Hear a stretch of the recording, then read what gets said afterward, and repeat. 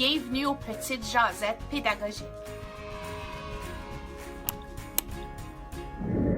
Donc, bonjour Maryse, merci beaucoup d'être ici cet après-midi. J'ai hâte de jaser. Merci. Oui, je me nomme Maryse Garot, j'habite à Sudbury en Ontario. Je viens d'ici. Mon travail à temps plein, c'est une conseillère aux études.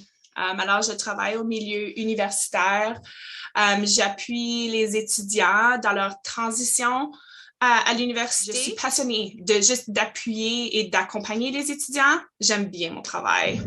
Donc, depuis 2 ans, mon travail a surtout été à la maison. Alors, je pense qu'au début, c'était vraiment le choc là, d'être tout le monde. Alors, mes enfants ont 8, 5 et 4 ans. C'est ça, qu'est-ce que j'ai vite réalisé, c'est que tu peux pas tout faire.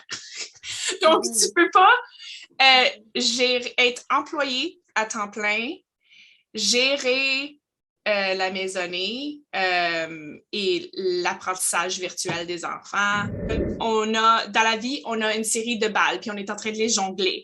Alors, on a des balles qui sont faites de plastique, alors des balles qu'on peut échapper, telles que le travail. Le travail, il va rebondir. OK? Les amis, les choses de l'extérieur qu'on peut pas contrôler, ces balles-là, ils vont rebondir. Mais on a aussi des balles qui sont faites de verre. Alors, des balles qui sont très fragiles, puis il faut vraiment prendre soin de ces balles-là. Puis ça, c'est comme la famille et notre santé. Ça, c'est les choses qui sont importantes. Alors, il faut vraiment prendre soin de ces balles-là.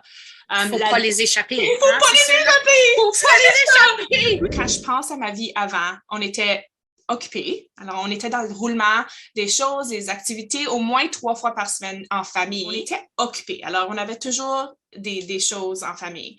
La pandémie a mis un arrêt à tout ça, mais ça nous a donné l'occasion de peut-être réfléchir. On n'est pas retourné parce que c'est ça, je pense qu'on est bien moins occupés. Puis, j'aime ce que tu dis, on était en évaluation, puis on est bien moins occupés. Puis c'est une réflexion que moi aussi j'ai eue, puis que j'ai parlé ouvertement à plusieurs reprises, c'est que avant de retourner à la normale, on faut faire certain qu'on veut retourner à ces choses-là. Ça fait que, ouais, je peux comprendre cette évaluation-là de, on veut-tu vraiment retourner à cette vie occupée-là, ou est-ce qu'on peut choisir les choses qui nous servent au 100%, puis laisser les autres choses de côté?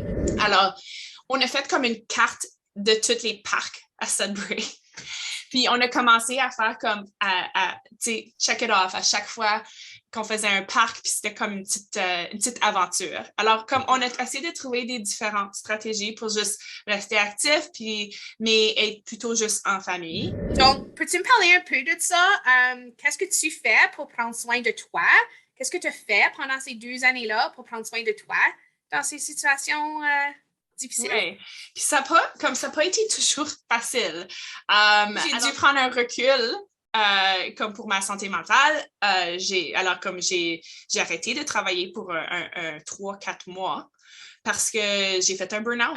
Alors, pour m'outiller, j'ai premièrement vu mon médecin et j'ai eu un suivi de très près d'un médecin. Et deuxièmement, j'ai fait un suivi avec le Centre Victoria pour femmes pour revoir ces traumatismes-là qui m'affectent encore de ma jeunesse. Alors, c'est le Centre Victoria, c'est comme... c'est comme, ils sont vraiment, vraiment excellents. Si tu es une femme puis que tu as besoin d'appui, ils ont des excellentes intervenantes qui peuvent appuyer. Retrouver qu'est-ce qui m'apportait de la joie. Alors, la création, ça m'apporte de la joie. De passer des moments avec ma famille, ça m'apporte beaucoup de joie. L'activité physique, c'est important. Puis je veux pas dire comme les workouts, je veux dire comme marcher. Marcher dehors, c'est super important pour moi. Ça fonctionne super bien. D'avoir le soleil dans le visage, de respirer un peu en nature, ça fait du bien. Et j'ai aussi retrouvé une passion pour la couture. Donc, si je peux juste faire de la couture toute la journée, ça serait super.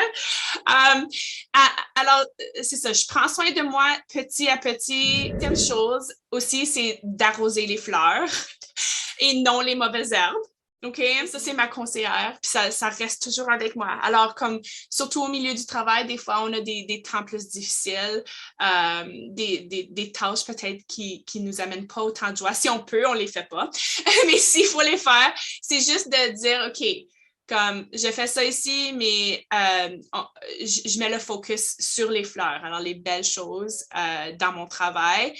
Puis, je vais pas arroser, si je peux, je vais pas arroser les mauvaises herbes. C'est pas une science parfaite non plus, là. On va le dire aussi, là, OK? Oui. Parce que, comme même, si je peux être franche, ce matin, je m'ai réveillée, puis j'étais oh, comme, c'est lourd, tu sais?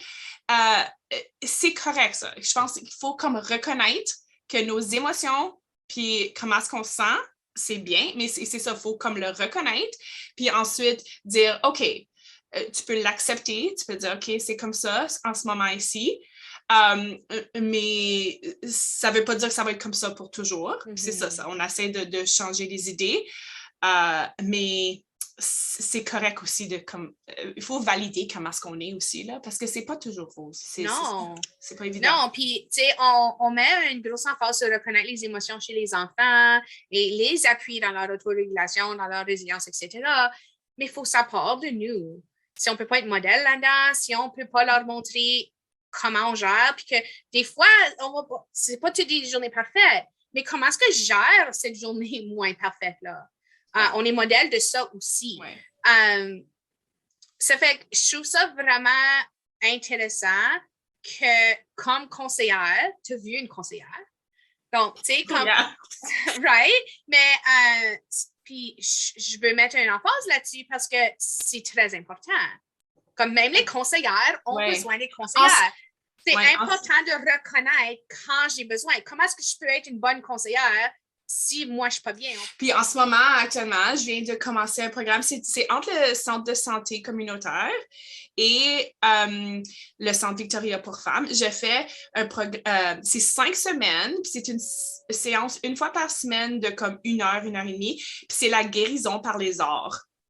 Alors, c'est vraiment cool. Je suis fière que je prends ce moment ici pour moi. Puis c'est comme intentionnel. J'ai expérimenté quelque chose à la maison dernièrement, sous une ressource encore d'une psychothérapeute, c'est un thermomètre. Puis, c'est une façon facile de gérer où on est. Alors, toute la famille l'utilise. C'est un thermomètre qui est sur le frigo, puis c'est de vert au bas, qui est comme super heureux. Puis ensuite, on monte à jaune, qui est un petit peu peut-être moins bien, puis ensuite rouge qui est comme super pas bien.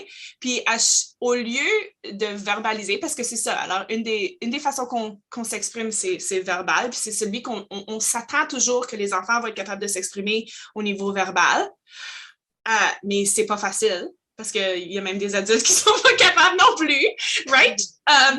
Mais c'est toujours comme cette attente-là. Donc, maintenant, on pointe. En fait, je veux dire, moi, je suis ici. T'avais-tu un petit message de la fin à partager avec notre auditoire aujourd'hui sur le bien-être, comment prendre soin de nous? Une ou deux lignes?